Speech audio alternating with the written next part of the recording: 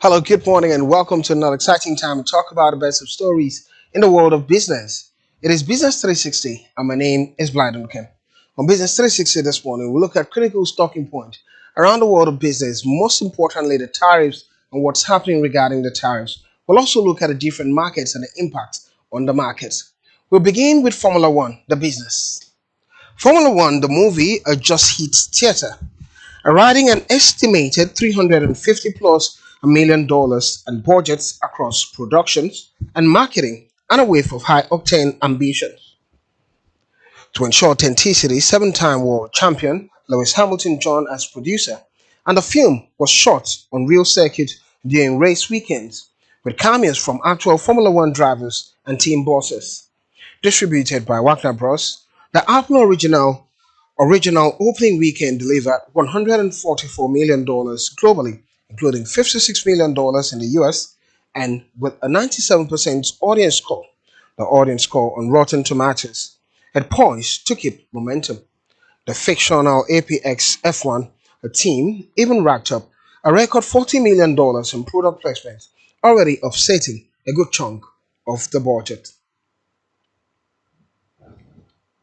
In Russia, Russian companies are successfully using netting, a gold and cryptocurrency, to facilitate international payments, the head of Russia's financial watchdog told President Vladimir Putin.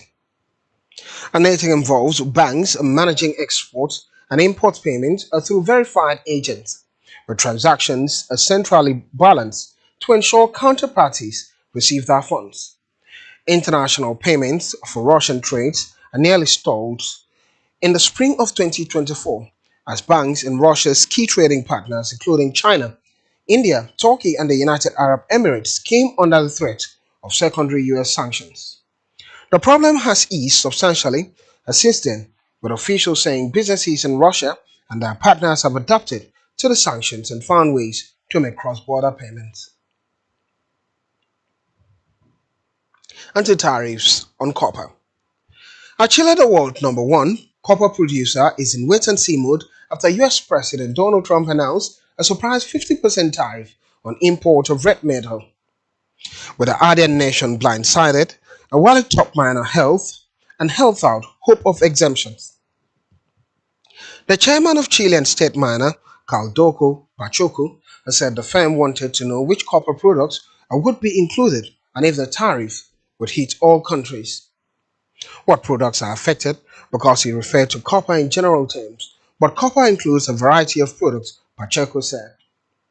We have to see whether this will apply to all countries or only some. We've always known that exceptions are made. A US COMEX copper futures jumped more than 12% to a record high after Trump announced the planned tariff. Chile is the single biggest copper supplier to the US, a market that makes up less than 7% of its refined copper exports. Chile sends much of its copper to China, which dominates global copper refining. Still, Tsunami President George Fresco has said the high prices driven by US companies stockpiling copper ahead of possible tariffs were likely to be temporary and warned that the US would struggle to expand its own supply. Meanwhile, former UK Prime Minister Rishi Sunak joins Goldman Sachs as senior advisor. Goldman Sachs has named former United Kingdom Prime Minister Rishi Sunak as a senior advisor, adding a veteran policymaker to its roster as the bank navigates rising geopolitical and regulatory uncertainty. The investment bank announced Sunak's appointment on Tuesday. Sunak, who remains a Conservative Member of Parliament from a seat in Northern England, previously worked at Goldman as an analyst in the early 2000s before joining a series of hedge funds. Through a combination of his past career in financial services and the family wealth of his wife, whose father co-founded the Indian IT services company Infosys, Sunak became the wealthiest British Prime Minister, drawing criticism of being out of touch with most UK voters. He has remained largely out of the spotlight since resigning as leader of the Conservatives after the party's worst defeat in more than a century in July last year. He took up posts at Oxford and Stanford universities earlier in the year. Goldman's hiring of Sunak, who had also served as the UK's finance minister, adds to a long list of senior politicians taking up position in finance, where their policy, backgrounds, and global networks are viewed as strategic assets. In Africa, Ghana's president launched a special task force on Tuesday to combat rampant illegal gold mining and smuggling that has long plagued the West African nation. The chronic challenge of illegal gold mining, known locally as galamsey, was a major issue during Ghana's presidential election, the campaign last year, and a source of concerns for voters, triggering protests and criticism against the outgoing government. Ghana's President John Mahama inaugurated the Gold Board Task Force, saying its creation signals readiness to act decisively. The task force, comprised of officers from various security agencies and the military, is empowered to arrest and detain suspects. It follows the establishment of the Ghana Gold Board Agency in January as the sole legal entity managing all transactions and exports of gold mined in the country by small mining companies. Still in Africa, South Korea's Samsung Heavy Duties Industries, the world's fifth largest shipbuilder according to Lloyd's list, has secured a $637 million contract to construct a cutting-edge offshore liquefied natural gas LNG facility for a European client operating in Mozambique. The facility will produce, liquefy, and store natural gas at sea, contributing to Mozambique's goal of becoming a major LNG exporter. Africa's role in the global LNG market is expanding attractively to Asian firms seeking energy investment opportunities.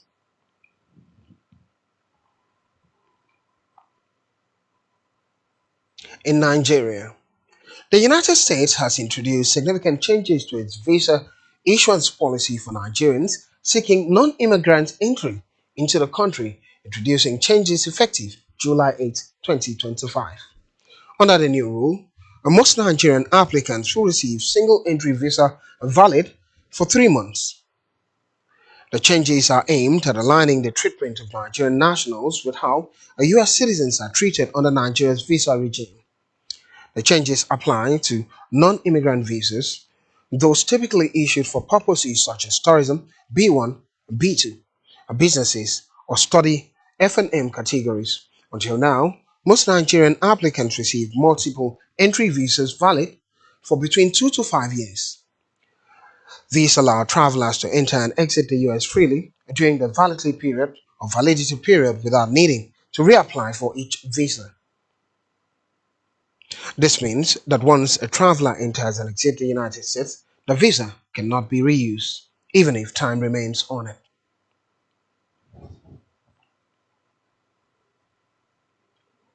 And now we'll go on a quick break, and when we're back, Business 360 continues. So looking at business perspective around Nigeria. Don't go anywhere.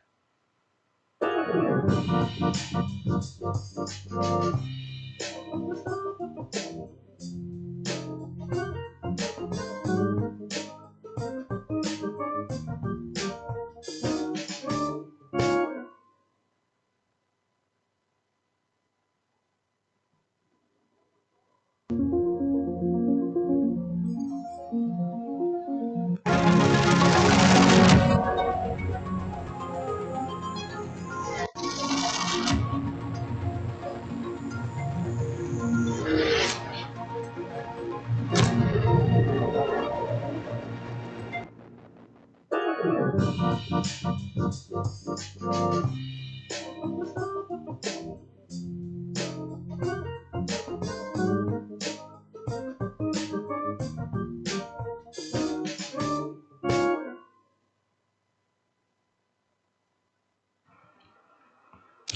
back. Still Business 360. And my name is Vladimir Kim. As you're looking at perspective in the context of Nigeria and what of it being, the Dangote refinery is to process 100% Nigerian crude by end of 2025. Dangote refinery will be fully reliant on Nigerian crude by the end of 2025, transitioning from international sources, according to Davakoma Edwin, Vice President of Dangote Industries. As of June, 53% of crude supply for the refinery was sourced domestically, with the remainder imported. The $20 billion refinery commenced operation in 2024, making significant contribution to Nigeria's energy sector.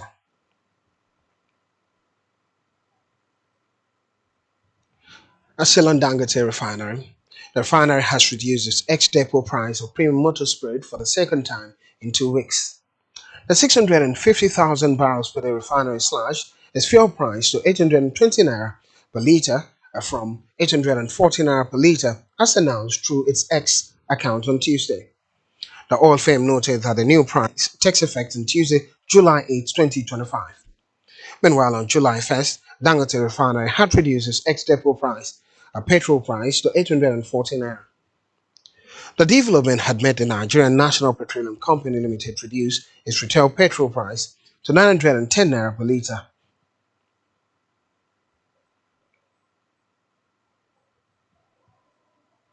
Still in Nigeria, Nigeria's trade with BRICS countries jumped to 5.41 trillion naira in the first quarter of 2025, and more than 3 times higher than the 1.54 trillion naira recorded from exports to the United States. This was according to an analysis of data from the National Bureau of Statistics Foreign Trade Statistics Report. A significant rise shows a major shift in Nigeria's trade strategy towards emerging markets, but comes at a time when the United States of America has threatened to impose additional 10% tariff on BRICS aligned nations, a move that could raise Nigeria's total US bound tariff exposure to 24%. This came as some members of the organized private sector have stated that the US threat of a 10% tariff on BRICS-aligned nations and a 25% tariff on Japan and South Korea signals rising global trade tensions that could indirectly affect Nigeria's private sector. Still looking at the context of Nigeria and the power sector. The Minister of Power, Adebayo Adelabu, has stated that the federal government is working on transitioning to cost-reflective tariff to stop an increase in the 4 trillion naira debt it owes to the sector. The minister, who spoke during the Mission 300 stakeholders engagement meeting in Abuja, said this is part of reforms to set the power sector on the path of sustainability and bankability. Despite the increase of electricity tariff for Band A customers, electricity consumers have complained of low electricity supply and continuous payment of faulty electricity installation. However, Adelabu has said the decision is critical to the economic growth and development of the country. Meanwhile, customs intercept 650 million naira foreign currencies at Kano X airports. The Nigerian Customs Service (NCS) Kano Jigawa Area Command has revealed that men of the service have arrested one Ahmed Salisu, who is holding a Ghanaian passport, and also intercepted undeclared foreign currency worth over 650 million naira at Malam Aminu Kano International Airport, Kano. Revealing this during an official handing over of the intercepted currencies and the arrested individuals to the Economic and Financial Crimes Commission (EFCC). Controller of the Kano Jigawa Area Command of the Nigeria Customs Service, Controller Dalhatu Abubakar, stated that the service, in collaboration with EFCC, had earlier held a stakeholder sensitization workshop in April this year to let the stakeholders understand what it means for a traveler to declare any excess currency he or she is carrying which is above the stipulated amount. He further revealed that the foreign currencies intercepted include $420,900, £5,825, 946,500 Republic of Niger CFA franc, and 224,000 Cameroonian CFA franc. And now let's look at the top 10 African countries with the highest reserves of foreign exchange and gold mid 2025. Globally, a nation's reserve, especially foreign currency and gold, are sometimes used to access its economic resilience and strategic strength in addition to its GDP and military might. They allow government to subsidize and rather stabilize currency rates and pay for vital import and made foreign debt commitments without triggering a balance of payment crisis. A multiple observation indicates that countries with low reserves are significantly more exposed to external influence. An unexpected decline in export profits, for example, can rapidly drain reserves if there are no buffers. When a local currency is under pressure, a central bank with substantial reserve can intervene and sell foreign currencies to stabilize its value. This is especially important in Africa, where several currencies are experiencing severe depreciation due to inflation, political insecurity, or decreased export or profit. With that said, here are the African countries with the highest reserves of foreign exchange and gold, according to global firepower. Well, according to the standings, we're having Libya at number one. And in terms of reserve, a huge number of reserves there for Libya, $92.427 billion. At number two, Algeria, $81.217 billion. And 33rd rank globally.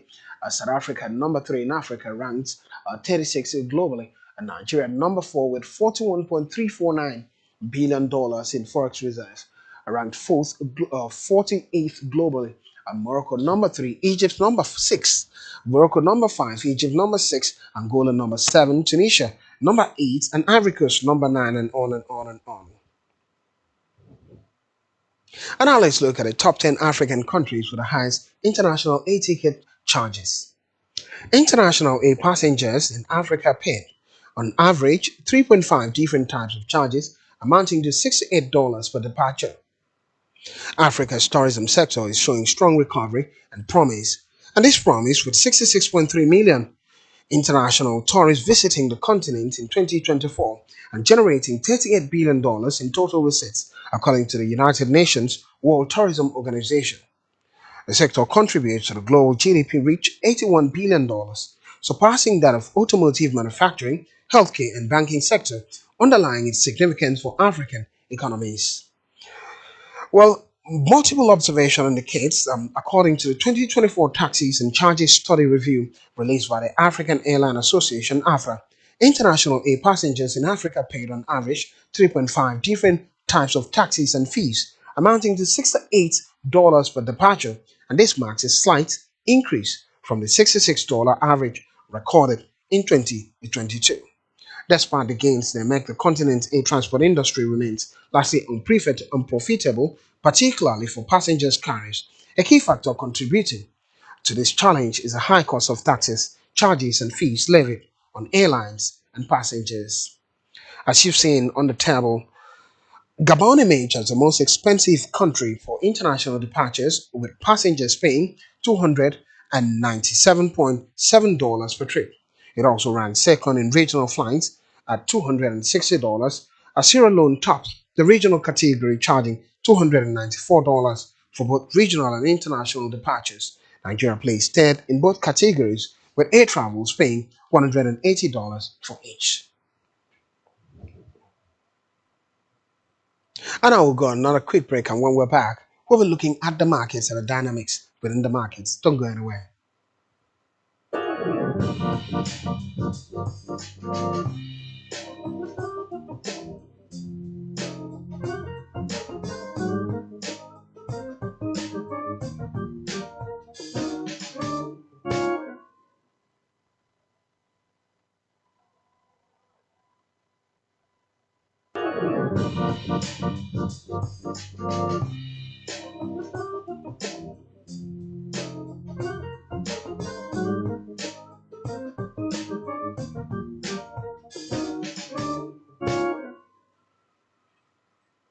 Welcome back. It is Business 360, and my name is Blyden Kim. And now to global economy and the markets. First, let's start with Tanzania's inflation rate as it ages higher in June. Tanzania's annual inflation rate ticked up to a three-month high of 3.3% in June 2025 from 3.2% in the preceding month. Main upward pressure came from prices of food and alcoholic beverages, and tobacco and education. On a monthly basis, consumer prices rose by 0.3% in June, following a 0.1% increase in the prior month. Let's look at the chart indicating Tanzania's inflation rate. The chart. Well, the chart, as you see, has shown how inflation has been going up and down since last year, June, but a recent increment has shown a difficulty for the Tanzanian economy, moving high to 3.3%, indicating increase in the cost of the shilling, as well as we're talking about the cost of commodities increasing in Tanzania. And now to the market. First, as dollar edges higher as investors wait tariff move. Amid all the tariff, the US dollar edged above 97.5 today, extending recent gains as investors wait the latest tariff action announced by President Donald Trump. Let's go to the market, the financial market, the US dollar, the euro against the US dollar, and afterwards the state of the naira and cryptocurrency market. A Euro USD dollar, a Euro USD market rather. A price level stands at 1.17 points mark, a slight decline for the euro against the US dollar. The pound against the US dollar at 1.36 point mark, a slight gain, volatility quite low in this market. Let's look at the state of the naira, the US dollar against the naira. US dollar against the naira price level stands at 1,532 naira to the dollar, the dollar falling against the naira by 1.9 points, and the euro, on the other hand, falling by 3 points against the naira. Naira seems to be stronger than the majors. Since yesterday, early hours of the morning, we saw the same, and today, similarly, naira being stronger. The pound against the naira, 2,083 naira to the pound. The pound falling, but not with significant change. Cryptocurrency market this morning. Let's look at a crypto market. A crypto market comes with different indices. A Bitcoin in this morning market, a 108,598 US dollars, falling by 349 points, and Ether falling by 7.71 points at 2,607 US dollars. Binance gaining 0.2 points. Cardano, Solana, Ripples gaining, but on the other hand, not significant. Volatility level, not much in this market. It's a story of the market and the direction that comes with it this morning. Thank you for being a part of it. My name is Blyden Kim, and thank you for watching.